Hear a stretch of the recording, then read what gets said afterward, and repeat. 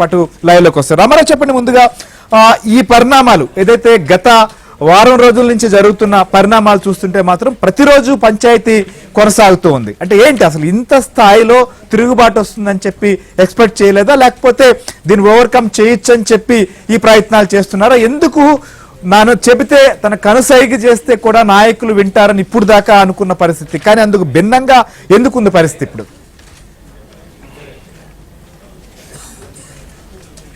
శ్రీహరి, ఆంధ్రప్రదేశ్లో అధికార పార్టీలో తీవ్ర గందరగోళం నెలకొంది. వాళ్ళ దగ్గర ఉన్న వివాదాలన్నీ కూడా రోడ్డెక్కడంతో పాటు రచ్చరచ్చగా మారాయి. ప్రధానంగా ఇప్పటికే దాదాపుగా 38 మంది జాబితా, అంటే మొదటి దశలో మొదటి జాబితాలో 11, రెండో జాబితాలో 27, మొత్తం 38 మంది నియోజకవర్గాలకు సంబంధించిన మార్పులు చేర్పులు జాబితా బయటకు వచ్చింది.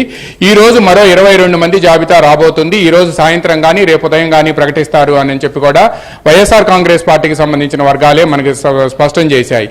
ఈ మొత్తం 60 మందికి సంబంధించిన జాబితా బయటకు వచ్చిన తర్వాత మొత్తం జాబితాని సంక్రాంతి పండుగ లోపు కానీ తర్వాత కానీ ప్రకటిస్తారు అని చెప్పి వైసీపీ వర్గాలు చెబుతున్నాయి.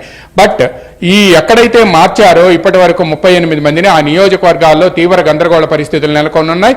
భవిష్యత్తులో ఏదైతే 22 మందిని మార్చాలనుకుంటున్నారో ఆ నియోజకవర్గాల్లో కూడా ఆ ఎమ్మెల్యేలందరినీ పిలిపించి మాట్లాడటం, కొంతమందిని డ్రాప్ చేస్తామని చెప్పటం, మరి కొంతమందిని ఎంపీగా కంటెస్ట్ చేయాలి అని చెప్పి కోరటం, ఇంకొంతమందికి తాము అధికారంలోకి వచ్చిన తర్వాత మళ్ళీ అధికారంలోకి వచ్చిన తర్వాత ఎమ్మెల్సీ పదవో లేకపోతే మరో పదవో ఇస్తాము, కార్పొరేషన్ చైర్మన్ పదవి ఇస్తాము అని చెప్పి కూడా బుజ్జగించే ప్రయత్నం చేస్తున్నారు. ముఖ్యంగా సీఎంఓకి సంబంధించిన అధికారి ధనుంజయ రెడ్డి ఇందులో కీలక పాత్ర పోషిస్తున్నారు. సర్వే నివేదికలందరూ కూడా అన్ని కూడా తన దగ్గర పెట్టుకొని ఇలా ఉంది పరిస్థితి, అందువల్ల మీరు కంటెస్ట్ చేసినా ఓడిపోతారు కాబట్టి జగన్ అధికారంలోకి రావాలి కాబట్టి మీరు త్యాగం చేయక తప్పని పరిస్థితి అని చెప్పి కూడా ఆయనతో పాటు సజ్జల రామకృష్ణారెడ్డి, విజయసాయిరెడ్డి కూడా చెప్తున్నారు. దీనికి తోడు ప్రాంతీయ సమన్వయకర్తలు వైవి సుబ్బారెడ్డి, సజ్జల రామకృష్ణారెడ్డి, విజయసాయిరెడ్డి, అదేవిధంగా అయోధ్య రామరెడ్డి వీళ్ళంతా కూడా తాడేపల్లిలోనే ఉండి ఆయా తమ పరిధిలో ఎవరైతే ఉన్నారో వాళ్ళందరినీ కూడా పిలిపించి మాట్లాడే ప్రయత్నం చేస్తున్నారు.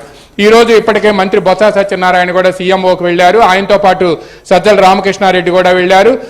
అదేవిధంగా రాష్ట్ర ఆర్థిక శాఖ మంత్రి బుగ్గన రాజేంద్రనాథ్ రెడ్డి కూడా ముఖ్యమంత్రి కార్యాలయానికి చేరుకున్నారు.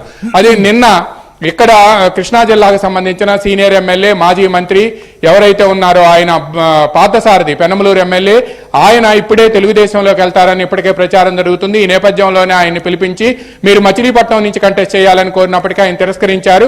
ఒకవేళ నిజంగా మీరు ఇప్పుడు నాకు పెనమలూరు ఇవ్వాలన్నా కూడా నేను పోటీ చేయను అని స్పష్టం చేశారు. ఒక సీనియర్ ఎమ్మెల్యేగా ఉండి మాజీ మంత్రిగా ఉండి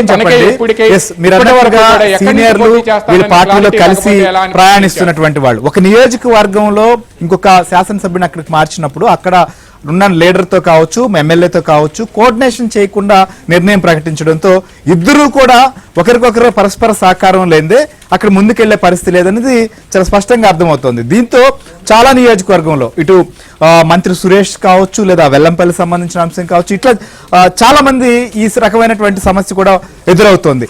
మొన్నటి వరకు పార్టీ సభల్లో కావచ్చు, సమావేశాల్లో కానీ, అసెంబ్లీలో కానీ, సీఎం దగ్గరికి వెళ్ళినా ఎక్కడికి వెళ్ళినా కలిసి కూర్చున్నటువంటి నాయకుల మధ్య కూడా ఒకరి మధ్య మరొకరి మధ్య కూడా తీవ్రమైన గ్యాప్ వస్తుంది. సో దీన్ని ఏ రకంగా పరిష్కరిస్తారు? ఇది పెరిగితే అసలు మొత్తం వీళ్ళు అనుకున్నటువంటి ప్రయోగమే విఫలం కాబోతోంది కదా.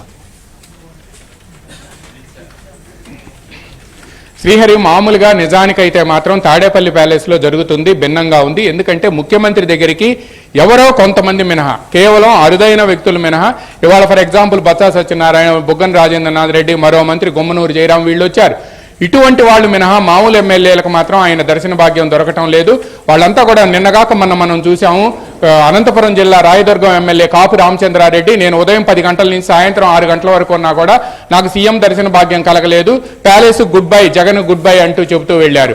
అదేవిధంగా పార్థసారథితో నిన్న అంతసేపు అయోధ్య రామరెడ్డి కానీ, మర్రి రాజశేఖర్ రీజనల్ కోఆర్డినేటర్స్ చర్చలు జరిపినా కూడా ఆయనకు కూడా సీఎం దర్శనం దొరకలేదు. దీంతో పాటు జొన్నలగడ్డ పద్మావతి, అనంతపురం జిల్లా ఎమ్మెల్యే, ఆమె నిన్న ఫేస్బుక్ లైవ్ లోనే అధికార పార్టీపై విరుచుకుపడింది. నీళ్లు కావాలంటే పలుమార్లు వెళ్ళాలి అని చెప్పి ఆ పలుమార్లు విజ్ఞప్తి చేసుకోవాల్సి వస్తుంది, ప్రాధేయపడాల్సి వస్తుందని చెప్పి పెద్దిరెడ్డి రామచంద్రారెడ్డిపై ఫైర్ అయింది. సాయంత్రానికి ప్లేటు మార్చారు. అయితే